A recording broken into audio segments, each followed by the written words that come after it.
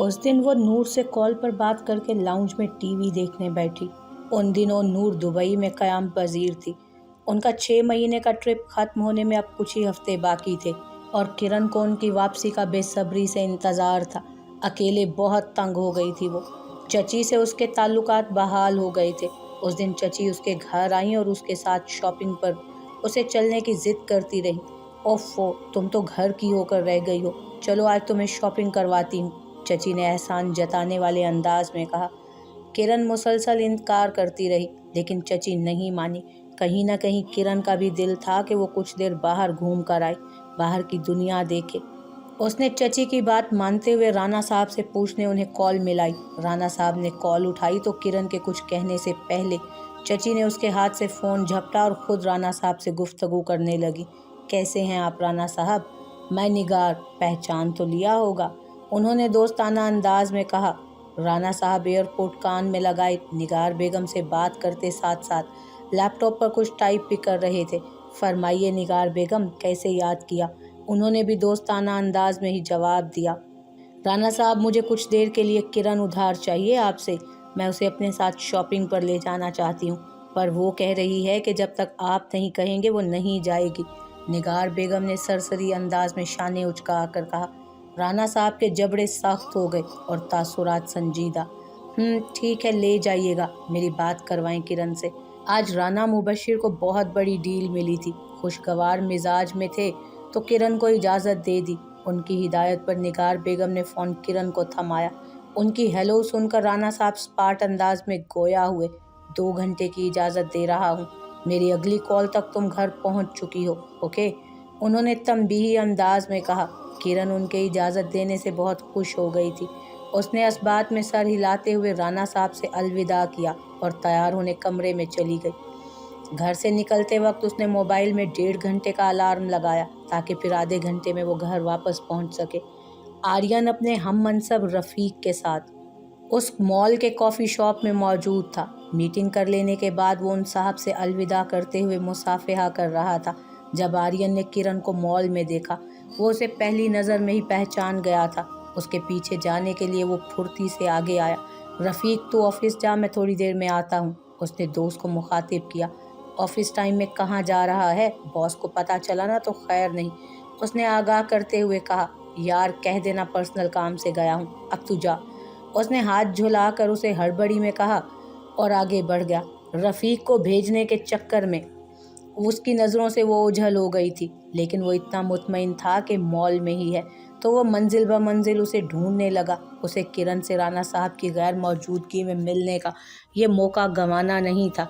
किरण ने बेदिली से चची के साथ दुकान ब दुकान दौड़ें लगाई हुई थी। चची का मकसद सिर्फ उसका क्रेडिट कार्ड इस्तेमाल करना था, इसलिए उसे साथ लेकर आई थी। तीसरी मंजिल पर वो उसे नज़र आ गई, लेकिन साथ दूसरी औरत के होते आर्यन को किरण के सामने जाने में हिचकिचाहट महसूस हुई। उसने हिम्मत करके कदम आगे बढ़ाए और उस दुकान में दाखिल हो गया जहां किरण खड़ी थी। किरण ने गौर से उसे देखा जब उसने हाय कहकर उसको मुखातिब किया और उसे पहचानने की कोशिश करने लगी। मैं आर्यन, उस दिन घर पर मिला था ना राना सर से फाइल साइन करवाने के लिए, उसने अपना तारुफ याद करवाया। किरण को जब याद आया कि उसी ने उसके लिए दरवाज़ा खोला था और उसके दरवाज़ा खोलने पर राना साहब ने उसे झिड़का था, तो वह बदमज़ासी हो गई। उसके कुछ कहने से पहले ही चची उसकी तरफ मुतवज्जो हुई। अच्छा, राना साहब के क्लर्क हो? निगार चची ने आगे बढ़कर कहा और अपने हाथ में पकड़े शॉपिंग बैग्स उसे थमाए। आर्यन ने खुद को क्लर्क बुलाए जाने पर तीखे तासुरात से देखा और मुंह बिसोरते हुए सामान पकड़ लिया। किरण चची की उस हरकत पर शर्मसार हो गई। चची, क्या कर रही हैं आप? उसने झपटते हुए कहा और हाथ आगे करके आर्यन से शॉपिंग बैग वापस लिए। लाओ, मुझे दो, उसने संजीदगी से कहा। नहीं मैम, मैं उठा लूँगा, इट्स ओके, आर्यन कहते हुए पीछे हो गया और ख़ुद को नॉर्मल करने के लिए जेली मुस्कुराया। रहने दे किरण, उठा लेगा, चल हम वो सामने वाली दुकान पर जाते हैं, चची ने उसका हाथ थाम कर कहा। किरण ना चाहते हुए भी उनके साथ चल पड़ी और आर्यन उनके पीछे चलता रहा। उसकी मौजूदगी में किरण को बेचैनी हो रही थी। सामने दुकान में जाते हुए किरण के मोबाइल का अलार्म बजने लगा तो वो अलर्ट हुई। चची, मुझे वापस जाना है, किरण ने तेजी से चची को कहा तो चची के साथ साथ आर्यन भी उसकी हड़बड़ी पर परेशान हुआ। लेकिन अभी तो दूसरे शॉपिंग मॉल भी जाना है, चची ने चिढ़कर कहा। आर्यन को समझ नहीं आ रहा था कि अचानक उसे हुआ क्या है। चची, मैं क्रेडिट कार्ड दे जाती हूँ, आप अपनी शॉपिंग पूरी कर लो। और ये है ना साथ, उसने आर्यन की तरफ इशारा किया। सुनो, तुम इनके साथ सामान घर तक ड्रॉप करते हुए जाना, ओके? क्रेडिट कार्ड चची को देते हुए रुख मोड़कर उसने आर्यन को हिदायत दी और खुद तेजी से लिफ्ट की जानिब लपकी। वो कार से उतरकर तेजी से अंदर गई। लाउंज में पहुंचकर वो सोफे पर बैठी। नई मुलाजमा को पानी लाने का कहा जो आज सुबह ही काम पर आई थी। किरण पानी पी रही थी जब उसका मोबाइल बजा। क्या शॉपिंग की? राणा साहब ने सलाम दुआ करते हुए कहा। मैंने अपने लिए तो कुछ नहीं लिया, चची ही करती रही शॉपिंग, और मैं अपना कार्ड उनको दे आई हूँ, आप उनसे मंगवा लेना।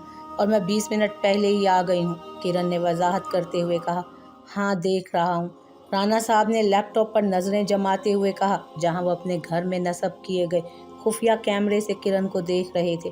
किरण उनकी बात पर हैरान हुई। क्या देख रहे हैं?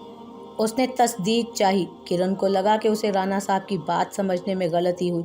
मतलब तुमने कॉल उठा ली है तो देख रहा हूँ, तुम अपने वादे के मुताबिक सही वक्त पर घर आ गई हो। और हाँ, कार्ड मैं मंगवा लूँगा, तुम फिक्र मत करो। राणा साहब ने उसका अंदेशा ख़त्म करने के लिए बात बदली ताकि उसे शक ना हो। राणा साहब को 1 महीने के लिए सफ़र पर जाना था। किरण को साथ ले जाना चाहते थे, लेकिन चूंकि बिजनेस के सिलसिले में जाना था तो किरण ने मना कर दिया। जहाँ भी वो जाती 4 दीवारी में बैठी रहती, और अगर वो चली भी जाती तो किसी से सही मुँह बात भी कर लेती तो राणा साहब से झड़प पड़ना थी। इसलिए उसने घर में रहना पसंद किया। आज राणा साहब को गए 2 दिन हो गए थे। नई मुलाजमा उन्होंने रख दी थी। वो अपने काम के अलावा कोई दूसरी बात तक नहीं करती थी। किरण के पास अपनी बोरियत खत्म करने का कोई तरीका न था। उसे बिला वजह राणा साहब की याद आ रही थी। पिछले 5 महीनों में तो उसे राणा साहब के डांट और झड़प की भी आदत लग गई थी। सरमा के वो दिन उस पर बहुत तवील गुजरते। एक दिन वो बेमकसद बंगले में घूम रही थी और रोहान के कमरे में दाखिल होकर वो चारों तरफ का जायज़ा लेने लगी। उसे शेल्फ पर रखी किताबों में कुछ इंग्लिश नॉवेल्स की किताबें मिली जो यकीनन नूर ने उसे तजवीज़ की होंगी। वो उनमें से एक नॉवल निकालकर वहीं सोफे पर बैठकर पढ़ने लगी। नॉवल पढ़ते हुए उसका टाइम काफ़ी पास हो गया। वाकई किताबें इंसान की सच्ची साथी हैं, कभी तन्हा नहीं छोड़ती। उसने उठते हुए सोचा। अगले कई दिनों तक उसका यही शुगल रहा। वो कभी लॉन में किताब साथ ले आती, कभी लाउंज में हीटर के पास बैठ जाती, कभी चहलकदमी करते हुए पढ़ती, और कभी वो रोहान के कमरे में ही बैठ जाती। रोहान का कमरा बिल्कुल सिंपल था, जहाँ चीज़ें नफासत से तो थीं और बाकी घर जैसे महंगी भी थी, लेकिन ज्योमेट्री के हिसाब से नहीं रखी गई थी।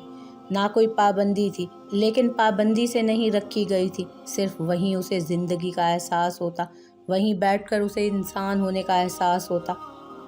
यहीं से उसे किताबें पढ़ने का शौक़ पैदा हुआ। उन 2 से 3 दिनों में वो 4 किताबें पढ़ चुकी थी। अब वो साथ ही पढ़ते हुए कागज़ कलम भी उठा लेती, और कोई कशफ़ी लाइन या हौसला अफजाई करने वाला जुमला मिलता तो वो उसे लिखकर अपनी अलमारी में लगा लेती। उस दिन भी वो रोहान के कमरे में किताब पढ़ते थक गई तो कुछ सस्ताने के लिए उठी और खिड़की के पास आई तो उसे एक टेरेस नुमा जगह मिली जहाँ बहुत से गुलदान रखे थे। कुछ बेलें वस्ती दीवार पर ऊपर जा रही थी। परिंदों के पानी के लिए छोटा सा फव्वारा लगा था।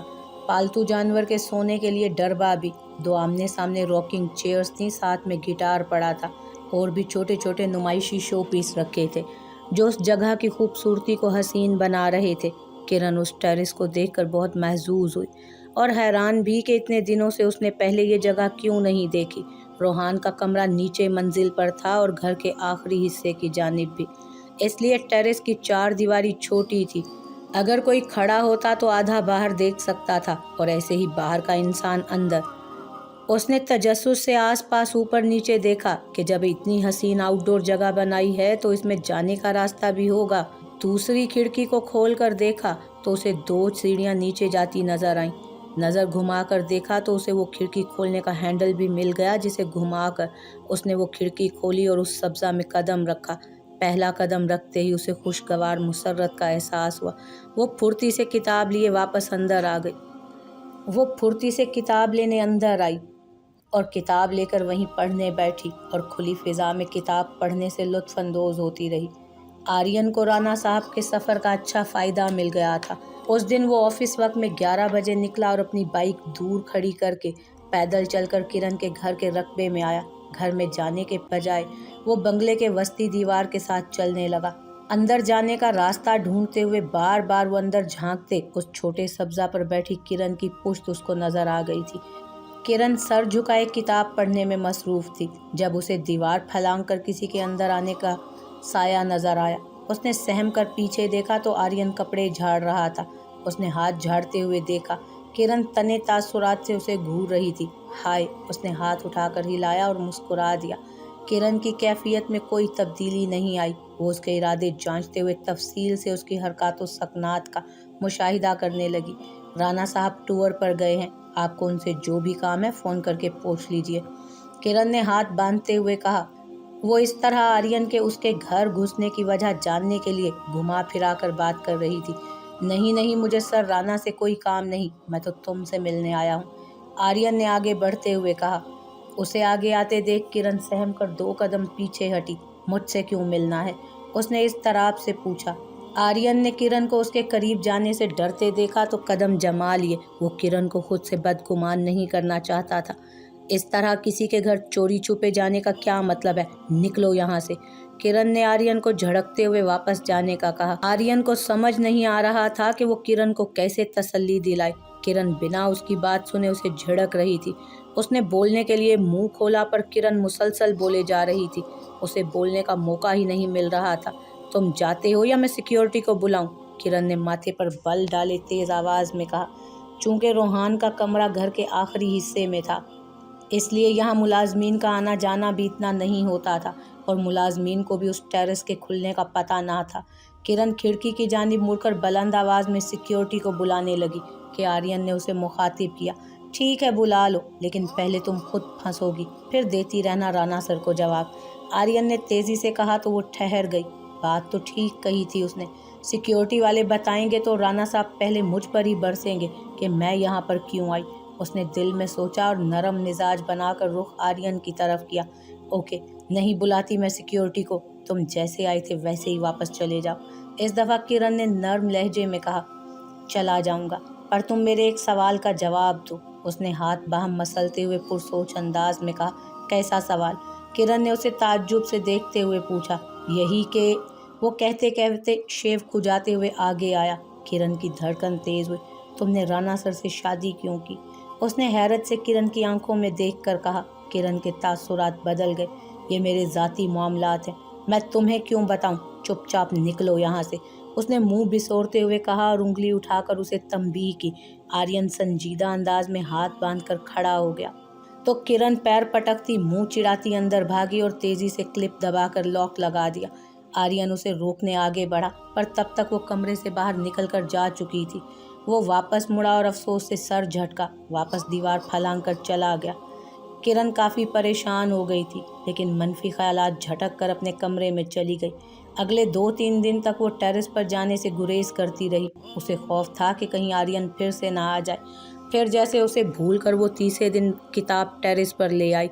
आर्यन तरतीब से रोज़ उस वक्त वहाँ से गुजरता लेकिन किरण को ना पाकर मायूस होकर चला जाता। आज उसने आखिरी मर्तबा चक्कर लगाने का सोचा और उसे किरण मिल भी गई, पर आज दीवार के पार ही खड़े खड़े उसने किरण को मुखातिब किया। हाय किरण, उसने जोशीले अंदाज में हाथ बुलंद करके कहा।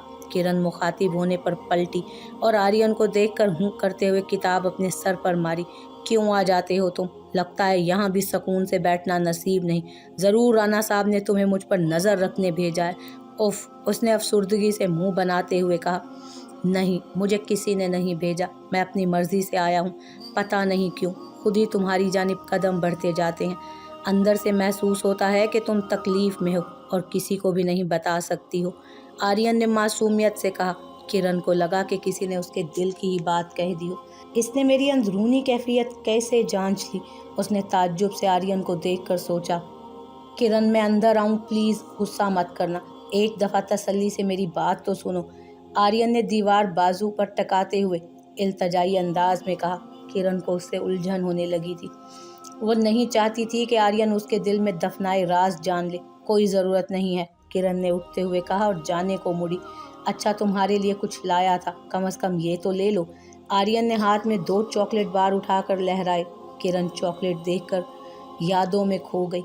उसे अपनी शादी के शुरुआत के दिन याद आए जब राणा साहब उसका दिल बहलाने और अपनी तस्कीन के इजहार पर चॉकलेट बार देते थे। इतने कम अरसे में कितने बदल गए हैं राणा साहब। क्या सारे शोहर ऐसे ही होते हैं? या उसने दिल ही दिल में सोचा। उसकी यादों की लड़ी आर्यन की पुकार पर टूटी। बॉम्ब नहीं है जो इतना सोच रही हो, चॉकलेट है यार। आर्यन ने किरण को गहरी सोच में देखकर कहा। किरण के होश हवास बहाल हुए तो बिना कुछ कहे अंदर आ गई और आर्यन मुंह बिसोरता रह गया। किरण का दिल मायूसी में डूब गया था। उसे पहले वाले राणा साहब की बहुत याद आ रही थी, जिनकी मोहब्बत ने उसे उनके साथ रिश्ते को अपनाने की हिम्मत दी थी, जिनको दिल से अपनाकर वो अपने नए आशियाने के ख्वाब देखती थी।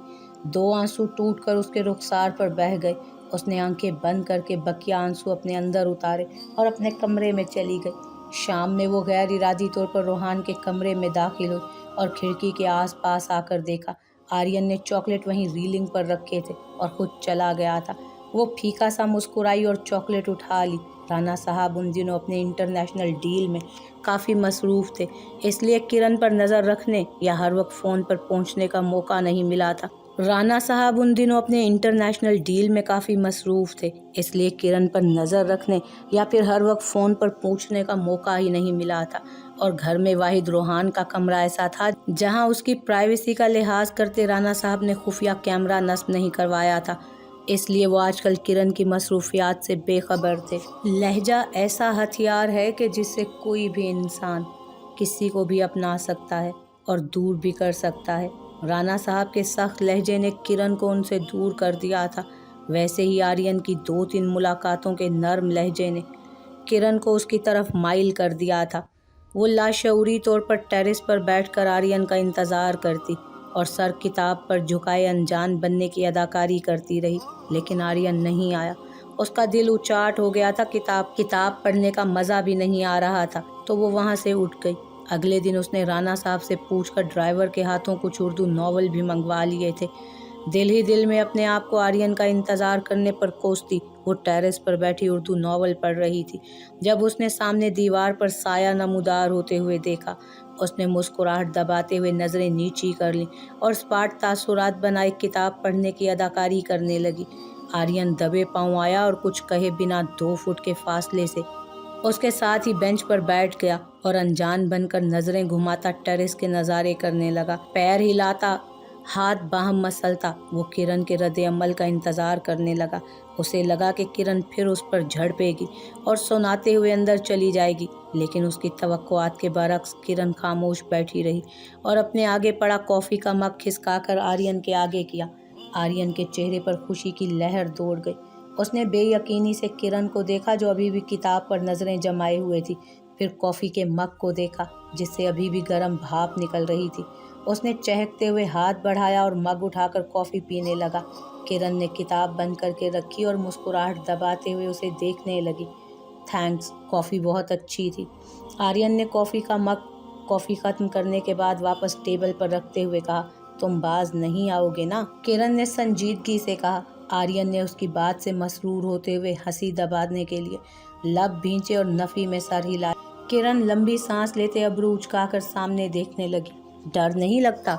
राणा साहब को पता चला तो जानते हो ना क्या हशर होगा। उसने साथ पड़े गुलाब के खिले फूलों पर हाथ फेरते हुए उसे समझाने की कोशिश की। ज़िंदगी में जब तक एडवेंचर ना हो जीने का मज़ा ही नहीं आता। मैं तो कहता हूँ जब तक ताकत है इंसान को पूरे मज़े लेकर जीना चाहिए। आर्यन ने हवा में हाथ लहराकर जोशीले अंदाज में जवाब दी। किरण उसकी खुश मिजाजी और एतमाद से महजूज हो रही थी। आर्यन ने बात करते करते किरण को देखा। वो मुस्कुरा रही थी। हमेशा ऐसे खुश क्यों नहीं रहती, अच्छी लगती हो। आर्यन ने शफकत से उसे देखते हुए कहा। तो किरण की मुस्कान सिमट गई। उसके पास आर्यन के उस सवाल का कोई जवाब नहीं था। वो रुख फेर कर दूसरी जानिब देखने लगी। उसे गुमसुम होता देख आर्यन भी संजीदा हुआ। वैसे मेरे दोस्त तुम्हें स्कैम गर्ल समझते हैं, वही जो दौलत और शोहरत के लिए बड़े बिजनेसमैन से सेट हो जाती है, पर मुझे ऐसा नहीं लगता। शायद कहानी कुछ और है। आर्यन ने वजाहत करते हुए कहा और किरण को देखा कि शायद वो उसे अपनी कहानी बता दे, लेकिन वो अब भी चुप थी। तो आर्यन ने सर आह भरी। वो किरण को मजीद इस तराब में नहीं डालना चाहता था, इसलिए मौजू बदल दिया और हाथ बढ़ाकर वो किताब उठा ली जो उसके आने से पहले वो पढ़ रही थी। किस चीज़ की किताब है? क्या पढ़ रही थी तुम मेरे आने से पहले? उसने सफ़ात पलटते हुए पूछा। आखिरी शेर सुनाते हुए वो आप दीदा हो गई। उसे राणा साहब याद आ गए। वो दीवार की जानिब रुख कर गई। उसे आर्यन के सामने जज्बाती नहीं होना था। किरण किताब बंद करती माजरत करती उठी और अंदर चली गई। आर्यन ने भी उसे नहीं रोका। वो किरण को हंसाना चाहता था, ना कि रुलाना। तो वो खामोशी से वापस दीवार फलांग कर चला गया। कमरे में आकर वो वॉशरूम में चली गई और मुंह पर पानी के कुछ छींटे डाले। लंबी सांस लेते वो खुद को कंपोज करने लगी। पता नहीं जज्बात में आकर उसने आर्यन के सामने क्या कुछ कह दिया था। उसने फिर से मुंह पर पानी डालते हुए सोचा, नहीं किरण, तुम्हें किसी के सामने कमज़ोर नहीं पड़ना। वो खुद की तरदीद करते हुए सीधी हुई। मुझे अपने आप को काबू में रखना है और फिर मैं शादीशुदा हूँ। इस तरह आर्यन के साथ बैठना ठीक नहीं। वो दिल ही दिल में खुद को बुरा भला कहती मायूसी से बाहर आई और बेड पर लेट गई। अगले दिन वो आर्यन को नज़रअंदाज करते हुए टेरेस पर जाने से गुरेज करती रही। जब मुकर्ररा वक्त से 1 घंटा गुजर गया तो वो टेरेस पर गई। आर्यन अब भी वहाँ मौजूद था।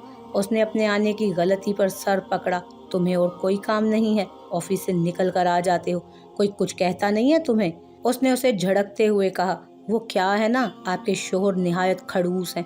मेरा काम पसंद ही नहीं आता। 2 माह से सिर्फ ट्रायल पर ही रखा हुआ है, कोई ढंग का काम देता ही नहीं। आर्यन ने चिढ़ते हुए जवाब दिया। किरण कदम कदम चल कर आई और बेंच पर बैठ गई तो आर्यन भी साथ बैठ गया। वैसे तुमने अभी तक मेरे सवाल का जवाब नहीं दिया। आर्यन ने उसे अपना सवाल याद कराया तो किरण फीका सा मुस्कुराई। किरण ने सर दाह भरी और आसमान को देखते हुए गोया हुई। राणा साहब से मेरी शादी एक मजबूरी के तहत हुई, पर मैंने इस रिश्ते को तस्लीम कर लिया। राणा साहब को कबूल कर लिया। शुरू शुरू में वो बहुत अच्छे थे, मेरा बहुत ख्याल करते थे, लेकिन फिर उनका रवैया बदलता गया। बात बात पर झिड़कना, हाथ उठाना। किरण ने एक के बाद दीगर आर्यन को सारी दास्तान सुनाई। वालदैन की मौत, अंस चाचू की शफकत, लेकिन फिर उनका इंतकाल, निगार चची का उससे मुलाजमा जैसा सलूक करना, नूर की मोहब्बत और दोस्ती, हादी की हिरासमेंट, राणा साहब से मुलाकात, फिर उनकी शर्त, चची का उनसे पैसे वसूल करना, और फिर राणा साहब की सख्ती, उनकी स्मोकिंग, ड्रिंकिंग, हाथ उठाना, डांटना और अपनी बेबसी की सारी हकीकत सुना दी।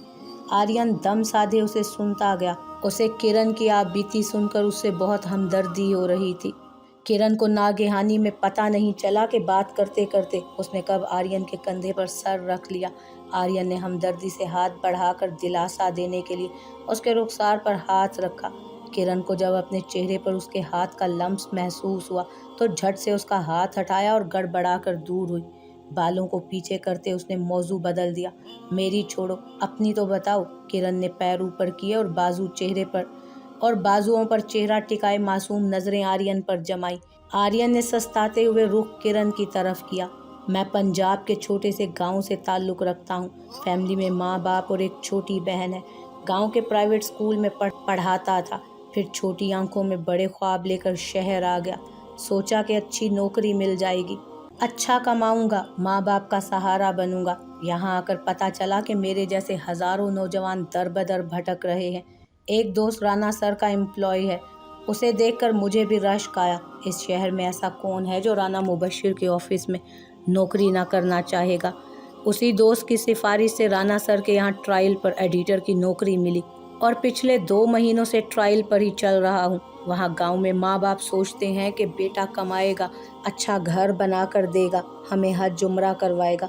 बहन की उम्मीदें हैं कि भाई उसकी धूमधाम से शादी करवाएगा। पता नहीं कभी उनकी उम्मीदों पर पूरा उतरूंगा भी कि नहीं। उसने मायूसी से कहा, ऐसे क्यों सोचते हो? जिनमें कुछ करने का, आगे बढ़ने का जज्बा हो वो ज़रूर कामयाब होते हैं।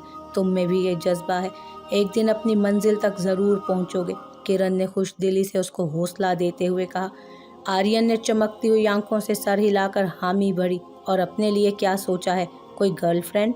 किरण ने शरारती अंदाज में अबरू उचकाकर मुस्कुराते हुए पूछा। अब तक ऐसी कोई मिली नहीं थी, अब जो पसंद आई है तो वो शादीशुदा निकली। आर्यन ने गहरी नज़र से किरण की जानिब देखते हुए कहा तो किरण उसकी नज़रों से झींक कर रुख मोड़ गई। मुलाकातों का सिलसिला यूं ही चलता रहा। आर्यन रोज़ उसके लिए कुछ ना कुछ लेकर आता, जो कभी शादी से पहले किरण कॉलेज या यूनिवर्सिटी में खाया करती थी। कभी बर्गर तो कभी चना चाट तो कभी गोलगप्पे, कभी भुट्टा, कभी गोला तो कभी शकरकंद। किरण खुशी से चहक उठती और मज़े ले लेकर खाती। आर्यन अपने दोस्त रफ़ीक असलम से सुने सारे लतीफ़े उसी अंदाज में किरण को सुनाता तो किरण हंसी से लोटपोट हो जाती। हर रोज़ वो खुद को मिलने से रोकती, आर्यन से फिर ना मिलने की कस्में खाती, लेकिन हर दिन दिल के हाथों मजबूर हो जाती। आहिस्ता आहिस्ता उसके मिजाज में मुस्बत तब्दीली आ रही थी। अपनी ज़िंदगी की हकीकत को भुलाते वो आर्यन से मिलकर खुश रहने लगी। उसे रोज़ सुबह होने का इंतज़ार होता, और अगर किसी रोज़ मसरूफ़ियत की वजह से आर्यन ना आ पाता तो किरण पूरा दिन नाक चढ़ाए बैठी रहती। उसे आर्यन की आदत सी हो गई थी। ये 1 माह कैसे गुजरा उसे अंदाज़ा भी नहीं हुआ। आंख तब खुली जब राना साहब वापस लौटे। उस सुबह वो सीढ़ियों के सिरे पर खड़ी हो गई थी जब मुलाजिम राना साहब के बैग्स अंदर लाया और ऊपर कमरे में रखने भाग गया। उसके पीछे राना साहब अपनी बिजनेसमैन के हुलिये में चलते किरण के करीब आए और उसे अपने हिसार में मजबूती से लिया। Kiran, I missed you so much, उन्होंने उसको सहलाते हुए कहा। किरण का दिल डूबने लगा। पिछले दिनों से आर्यन के साथ वो भूल ही गई थी कि राना साहब ने वापस भी आना है। ये उनका घर है और वो उनकी बीवी। उनके बाजुओं में आकर वो लब काटने लगी। कैसी हो तुम? काफ़ी चेंज लग रही हो। लगता है मुझे बहुत मिस किया है, राना साहब ने उसके चेहरे को ऊंचा करते हुए कहा और उसका हाथ थामकर अपने साथ कमरे में ले जाने लगे। वो उससे अपने ट्रिप और उसके लिए लाए गए तोहफ़े के बारे में बताते रहे और किरण गला तर करती भारी कदमों से ऊपर चढ़ते हुए बार बार रोहान के कमरे का बंद दरवाज़ा देख रही थी, जिसके पार आर्यन उसका मुंतज़िर खड़ा